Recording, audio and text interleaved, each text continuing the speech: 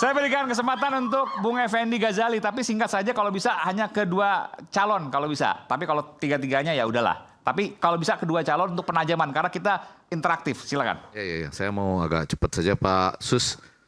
Mas Sus panggilnya ya. Ya takut. Saya nggak mau nyeletuk nanti dijawabnya bercanda kacau. Bang Sus dong kan Jakarta. Malah kacau jadinya. Enggak. Saya mau langsung saja tadi ada anggaran per RW. 1 miliar 5 tahun berarti 1 tahunnya 200 juta ya.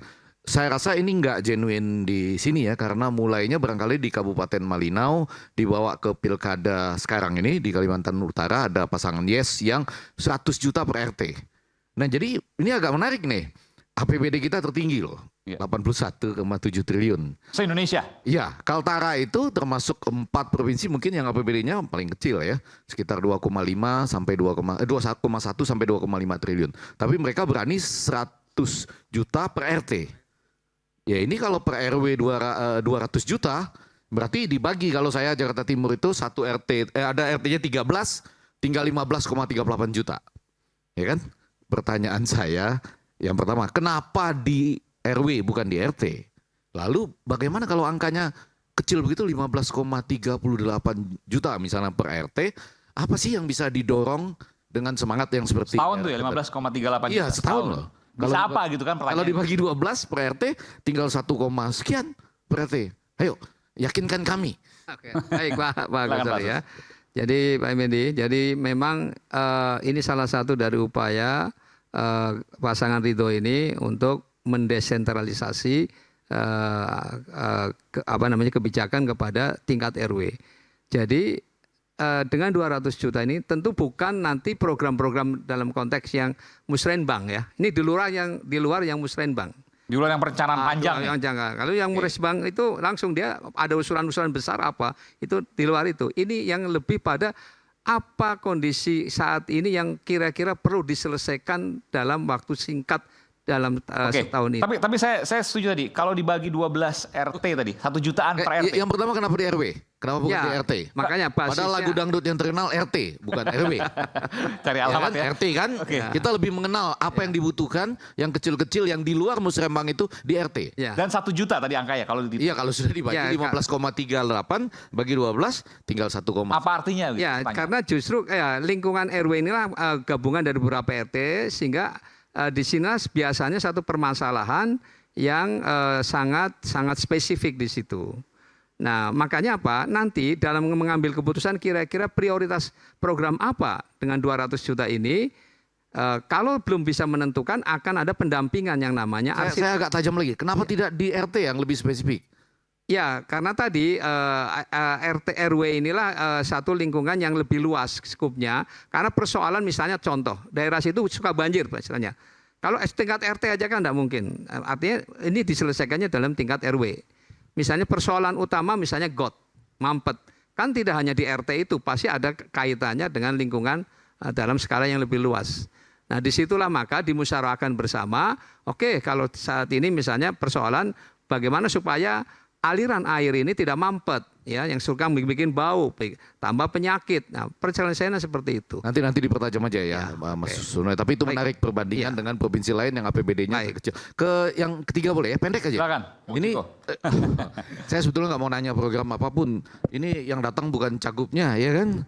Ini kemudian ini calon cawagup atau calon cagup gitu. Jadi calon. Enggak, tapi saya nanya yang sangat menarik dalam hari-hari ini. APK-nya kelihatan sangat banyak, sangat tenang gitu ya. Kata dari salah seorang penting yang akhirnya gabung-gabung di sebelah sini gitu ya. Yang justru pernah mengatakan kami akan menyelidiki Fufu Fafa itu siapa gitu ya, dan akan mengumumkannya gitu ya, sampai sekarang belum. Katanya asal dananya dari ini, dari judi online. Judi online maksudnya, oke. Dan disebutkan bahwa itu adalah ketua bidang media, konten media dari pasangan ini. Ayo dong sampaikan ke publik loh. Jangan-jangan kami membandingkan antara ketenangan, jumlah yang makin meningkat ya, tambah APK ini yang banyak. Ini pernyataan dari Menteri Koperasi yang dulunya Menkominfo, Budiari itu kan? Saya ingatnya Fufu Fafa aja, bukan yang gitu. Ya. Enggak, maksud saya ingin menagih janji waktu itu enggak. Pak, waktu itu menjanjikan sedang menyelidiki dan akan mengumumkan Budiari. siapa Fufu Fafa itu gitu. Sampai sekarang belum. Pak, tolong dijelaskan kepada kami warga Jakarta yang saat ini melihat APK-nya makin banyak. Ya, apakah demikian? Senang banget mendapatkan pertanyaan ini, artinya mendapatkan kesempatan untuk bisa Harus diklarifikasi, mengklarifikasi dan Pak. Iya kan? sebenarnya sudah diklarifikasi sejak 2 hari lalu ketika muncul pernyataan dari Budi Ari yang mengatakan hal tersebut bahwa sosok T ini adalah bagian atau T itu ketua siapa, ya? dari tim konten media sosial dari Mas Pram dan Bang Dul, dan ini sama sekali tidak benar. Itu yang pertama. Bisa dicek ke KPU nama-nama yang kita setorkan sebagai tim pemenangan dari sejak awal maupun perubahan, dan ini semua transparan. Nah, itu satu hal, artinya itu adalah suatu hal yang kita bisa bilang sebuah fitnah, sebuah hoax, dan saya sendiri sudah mengeluarkan statement mulai tadi malam sebenarnya, dan hari ini juga udah keluar yang mengatakan bahwa kami sedang mempertimbangkan untuk membawa saudara Budi Ari ke ranah hukum dan melaporkannya dia di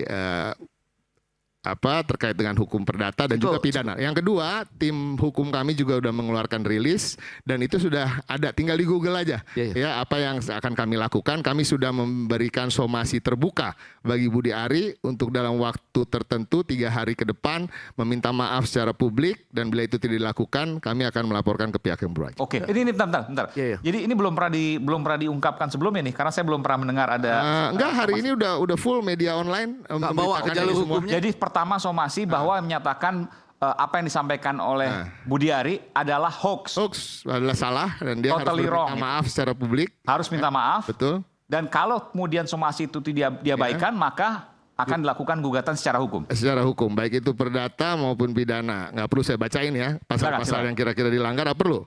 Boleh. Nggak perlu ya, ntar ya, nggak hafal. Jadi ada beberapa pasal yang dilanggar, yang tentunya terkait dengan Undang-Undang ITE, ya kan, pasal 27A, pasal 45 ayat 4 Undang-Undang ITE, ya, dan itu juga itu pidananya. Terus untuk hukum perdatanya berdasarkan pasal 1365 Undang-Undang Hukum Perdata. Gitu. Oke, baik. Nah, yang menarik adalah T ini sudah pernah kita dengar juga sebelumnya loh. Diungkapkan oleh tokoh lain, kemudian ditarik. Jadi nggak tahu gitu. T Di mana saya dengar di mana? Saya sih baru kalau yang dianggap menjadi tersangka, yang sudah jadi tersangka itu ya, inisial T itu, saya baru pertama kali mendengarnya. Tapi kan kalau kita mau jujur ya, mohon maaf nih, jadi akhirnya bukan berusaha mengelak dan lain-lain, tapi kalau kita mau jujur, ada 10 orang yang utama kan adalah 10 pegawai Kominfo yang ditahan, yang itu beroperasi selama Pak Budi Ari sebagai Menteri Kominfo. Yang kemarin juga kita juga lihat terkait dengan bagaimana ingin memberantas judi online itu kan treatmentnya beda. Ketika ditanya di DPR ketika beliau masih menjabat, treatmentnya terkait dengan menutup situs porno dengan menutup situs judi online beda cara. Nah, ini yang juga perlu dipertanyakan. Tapi ya udahlah. Tapi itu. Jadi T itu artinya tahu gitu aja ya. Ya kira-kira begitulah. Enggak, maksudnya apa? Kalau Bukan seseorang yang dikenal juga oleh Mas Pram maupun Bang Dul. Enggak dikenal ya. Bang Dul mungkin pernah berkenalan, tapi bukan orang yang berhari-hari. Tapi Mas Pram sama sekali nggak. Oh, Bang Dul pernah berkenalan dengan T? Ya kita pernah, saya juga kenal. Saya juga kenal. Ada. Gak ada masalah ya kan. Oh, ada. Tapi kan bukan bagian dari kami di tim pemenangan. Ternyata T itu ya. Ya. Jadi, tapi tadi saya bilang, saya mau tanya. tapi juga ada fotonya dengan Pak Ridwan Kamil, T, ada fotonya juga dengan Pak Joko Widodo. Jadi kan ini berfoto bersama, dan itu kan bukan berarti harus ada. Harus Rakyat ada Bicara menemukan ada T berfoto dengan Ridwan Kamil, ada T berfoto dengan Pak Joko Widodo. Ada juga. Rakyat Bicara loh ini yang menemukan ya. Ada, dan itu sudah beredar kok di mana-mana. Jadi ini bukan suatu hal yang saya juga bisa berfoto sama siapa aja kan di waktu-waktu sebelum ini dan lain-lain. Tapi T ini ternyata ada gitu. Tapi ya. saya tertarik tadi, Bung Ciko. Anda mengatakan bahwa penutupan situs porno dengan judi online beda. Maksudnya apa tuh? Kalau nggak salah di rapat dengar pendapat itu dinyatakan ketika terkait dengan situs porno betul-betul murni digunakan AI. Sedangkan terkait dengan pengawasan situs judi online digunakan orang. Oh, manual lah gitu ya. Manual. Jadi ini Ada apa ini? Ya, itu kan perlu dipertanyakan juga, tapi kan ini bukan tempatnya untuk membahas itu. Ya, tapi ya, pada oke, prinsipnya itulah yang dilakukan oleh Menteri Pokoknya orangnya Kominfo ada. yang lalu yang namanya Budi Orangnya Ari. ada tapi disangkal gitulah ya. Ya, dan ada somasi Iya. terkait dengan apa yang disampaikan. Orangnya ada disangkal dan somasi gitu ya. Iya, oke, baik. Oke, Saya perlu klarifikasi nih, saya karena belum pernah lihat itu ada gambar Ridwan Kamil sama T itu. Ada, Pak. Mungkin Ada, ya? Pak. Oh, pernah lihat. Ada, ya? ada. Nanti supaya- ada Bang Ciko. Nanti jangan Bang Ciko disomasi lagi. Ada. Ada Pak fotonya Sus, nanti. Mas Sus nggak ada ya? Ada. Mas Sus nggak ada dengan T ya? Mas Sus Kasus nggak ada. Oh nggak ada, aman. Oke. Jadi ada ya, ada. Oke. Ini karena serius nanti nih. Tapi kan kita kalau mau jujur gini, apakah kita belum nggak pernah berfoto dengan misalnya terpidana korupsi misalnya di antara kita ini? Kan pernah juga. Pasti. Bisa jadi. Bisa jadi kan itu kan, tapi kan bukan berarti kita harus bersama-sama dengan dia, ada aliran dana dan lain-lain. Jadi ini kan musimnya pilkada, memang kita tahu pastinya tentu dicari-cari kesalahan dari siapapun pihaknya gitu ya. Kayak Masa orang berani? kayak Pasus berlelucon terkait yang Enggak. lalu gitu. Terus kemudian dari tim kami mungkin atau pendukung kami kemudian mencari-cari celah untuk bisa menyerang Ciko, itu. tapi Sama masa juga. orang berani Ciko menyatakan pernyataan itu gitu. Apa yang nggak berani sih orang di Jakarta sekarang? Oh. Ada yang nggak berani? Nggak ada lah. Nggak, orang Semua sampai- berani. Orang berani, apain aja berani kok. Bener. Top. Oke, baik. Iya. Baik, kita berikan tepuk tangan dulu untuk ketiga calon. Oke. Saya juga ingin menyapa dulu Ketua Umum Jakmania, Bung Diki Semarno. Bung Diki, apa kabar? Alhamdulillah Oke, baik. nanti giliran Bung Diki saya berikan Siap. kesempatan. Sekarang saya berikan kesempatan dulu pada Mas Agus Pambagio. Silakan Mas Agus. Makasih Aiman. Ya. Saya tidak mau diskriminatif, jadi saya mau tiga-tiganya. Oke, tapi singkat saja ya. Karena nggak boleh, ya pendek. Waktunya Begini, terbatas soalnya. banyak sekali janji-janji yang diberikan, baik yang independen maupun yang berlatar belakang partai. Sudahkah dipikirkan bahwa menjalankan janji itu sulit karena seringnya terbentur pada kebijakan. Kebijakan di atasnya ada peraturan perundangan. Adakah kajian sampai bisa memberikan janji-janji itu? Yang nantinya ketika janji akan sulit. Seperti sekarang, janji makan sehat gratis, nah bingung cari duitnya. Ya kan? Janji apalagi susah. Nah jadi saya pengen tahu dari masing-masing ini, waktu mengeluarkan janji itu bagaimana pemikiran di kepalanya ini, apakah sudah dikaji atau sekedar pokoknya menarik? Ini banyak yang gratis-gratis loh, ngasih uang ini, ngasih Iya. itu, ngasih itu. Itu maksud Anda gitu ya? Iya, salah satu. Ya kan ada sekolah, Sekolah, ada internet gratis. ya UMKM apa, UMKM, terus RW. banyak sekali. Kalau kita jajar banyak sekali. Jadi maksud saya, apa dasar pemberian itu kan memang semua janji tidak wajib dilaksanakan, tinggal ada peraturannya. Tetapi itu kan moral. Ya kan, makanya sekarang lagi kelabakan di tingkat pusat, bagaimana cari uangnya ini, janji memenuhi janji-janji. Dulu Pak Jokowi juga begitu. Tapi kan udah jalan ini, beberapa kan udah uji coba. Uangnya nggak ada kan, uangnya belum ada. Anda di negara donor. Ya banyak, sekarang lagi lembaga muter, donor. sekarang lagi muter. Bawa kencerengan gitu ya. Nah, jadi itu saja. Hah? Latihan. Iya, iya. Itu saja sih. Ada tapi latihan dulu. Latar belakangnya terus lalu muncul itu, lalu nanti bagaimana cara melakukannya ketika itu sudah terpilih. Oke, baik. Gitu. Ke siapa dulu? Mas Agus mungkin? Mungkin dari balik aja dari 3, 2, 1. Oke. Mungkin tadi Oh, dua dulu, oke. Baik, ya. Bang Kun. Kami memiliki janji program internet gratis ke rumah para warga DKI Jakarta. Apa yang kami lakukan? Kami menghubungi semua pemangku kepentingan yang ada di sana. Yang pertama dengan Asosiasi Pengusaha Jasa Internet Indonesia. Kami menyampaikan program ini dan mereka juga menyampaikan ya bahwa apa program kami ini itu sangat reasonable, ya, sangat beralasan dan sangat memungkinkan. Soal dana tadi nggak masalah. Nah. Udah dihitung semua. ya yang akan bayar siapa itu? Nah, betul. Jadi kita juga sudah hitung-hitung semuanya, kita hitung-hitung baik dari cost base-nya untuk pembayaran internet gratis 100 Mbps itu, kemudian kita juga melihat bahwa sumber fundingnya ini bisa dengan barter, kemudian juga nanti dengan produktivitas dari masyarakat itu sendiri.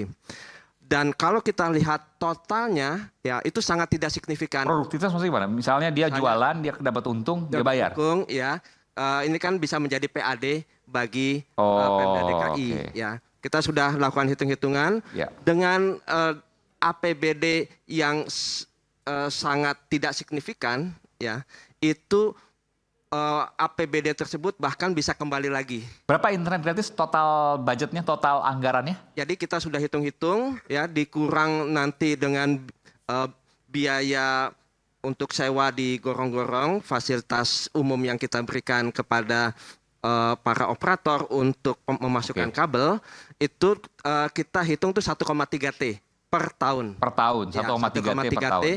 Dan itu nanti bisa kembali pada saat mereka produktif untuk meningkatkan misalnya UMKM-nya dan lain-lain. Itu semua warga Jakarta atau siapa aja yang dikasih? Seluruh warga Jakarta karena 1,3 T. konektivitasnya itu sudah 80%, Berapa Mbps? 80% di semua lokasi di DKI Jakarta. Berapa Mbps speednya? 100 Mbps. Wah, luar Nah. biasa loh. Ya. Iya itu tinggi. Maksudnya tapi si gadgetnya itu yang buat mereka itu mereka sendiri kan. Oh ya, jadi kita juga Modemnya maksudnya, itu termasuk modem kan? Iya termasuk modem. Termasuk infrastrukturnya kan, kabel, modem, betul. semua. Ya, itu termasuk di dalam biaya instalasi. Ya. Sekali biaya instalasi itu sudah dihitung. Jadi perhitungan yang ada itu totalnya tadi di 1,3 T tadi, ya. Dan kita bahkan memberikan yang terbaik kepada operator karena kita berikan pasar kepada dia. Okupansi dari serat optik yang ada itu hanya 20%, ya. Padahal totalnya dia bisa berikan banyak manfaat kepada warga. Untuk itu daripada kosong berikan ke warga, dia dapat pasar, ya. Dihitung-hitung semuanya tuh senang. Operator senang, ya. Warga pun juga dapat manfaat. Pemda DKI pun juga senang. Jadi ini Tapi konsep jangan-jangan ya. malah dipakai judol itu gimana? Ada 4 hal yang kita pagari, ya. Ya. Yang kita pagari. Pertama, kita akan menggunakan teknologi. Jadi yang pertama kita akan buat namanya Jakarta Internet Exchange, ya. Jadi kalau misalnya nanti ada traffic yang ke judol, ya, atau pornografi, itu bisa terlihat karena dia nanti akan satu pintu. Ya, kita menggunakan DNS filtering berbasis AI yang nanti bisa memantau semua traffic yang Walaupun pakai cara-cara mereka pasti ketahuan, VPN segala macam. betul. Kebetulan bidang saya itu teknologi, jadi saya yakinkan itu, ya. Oke. Nanti orang-orang profesional akan ada di sana untuk bisa mendeteksi itu dan kita akan pantau semua traffic yang ada, ya. Dan kembali lagi. Tapi nanti filteringnya pakai AI kan, bukan pakai orang tadi ya? Ya, Beda ya? pakai AI, ya. Dia pintar, dia cerdas, setiap saat dia bisa memantau, ya, Oke. dengan tadi data analitiknya. Ya. Oke. Kemudian, Jangan manual maksudnya. Ya, Nanti muncul persepsi macam-macam. Silakan. ya, baik. Ya, jadi itu juga perlu dihitung ya. Tapi sekali lagi di ITE segala macam itu apakah sudah dilihat semua pasal-pasal? Karena itu nanti kan massal ya. Ketika terjadi dispute atau terjadi fraud gitu, ini kan harus siap ini Pemda. Ya. Fraud Jadi, apa misalnya, Mas Agus? Ya disalahgunakan penggunaan internet gratis itu kan. Judol misalnya. Ya judol atau Situs yang lain. macam-macam dagang transaksi narkoba kan bisa. Iya. ya. Itu. Baik, nanti kita ada yang namanya tim pembina adab, ya. Tim pembina adab ini yang mendampingi masyarakat, ya. Utamanya supaya mereka itu bisa memilih konten-konten mana yang positif, ya, dan untuk menghindari konten Ini tim negatif. pembina adab bukan polisi adab ya, bukan? Bukan, ini tim Beda ya? pembina. Kayak di Aceh kan ada polisi syariah, ini ada polisi adab nanti, enggak? Nah, ini kita membina, jadi membimbing para warga, ya, supaya juga tadi kalau dia kecanduan dan lain-lain atau berpotensi untuk ada kaitannya dengan kesehatan mental, itu kita sudah perhitungkan. Tapi dia bisa melakukan penindakan gitu. Tim pembina adab ini. Ya, jadi ada yang namanya insentif dan disinsentif, ya. Artinya bagi mereka-mereka yang bisa nanti memberikan hasil yang positif, ya kita berikan dukungan. Oke. Ya. Kalau negatif dipakai buat Negatif, judol dan lain sebagainya. Kita ada regulasi nanti. Kita akan bangun pagar-pagar agar semuanya ini nanti bisa berjalan dengan sebaik-baiknya sesuai tujuan Ya. kita. Karena saya bayangkan 100 Mbps itu luar biasa loh. Artinya kalau untuk proses judol dan lain sebagainya dia bisa yang tadinya mungkin agak nge-lag gitu ya. Sekarang bisa kenceng banget. Ya, Luar sangat biasa itu. kencang. Ya, sangat tinggi. Oke, cukup? Cukup. Baik. Kita berikan tepuk tangan untuk para calon. Nanti kita akan berikan kesempatan lagi untuk Bung Ciko dan Pak Sus. Tapi kita akan jeda terlebih dahulu dan saya akan minum dulu, aus juga ternyata ya. Terima kasih. Kita akan kembali saat lagi, tetaplah bersama kami di Rakyat Bersuara.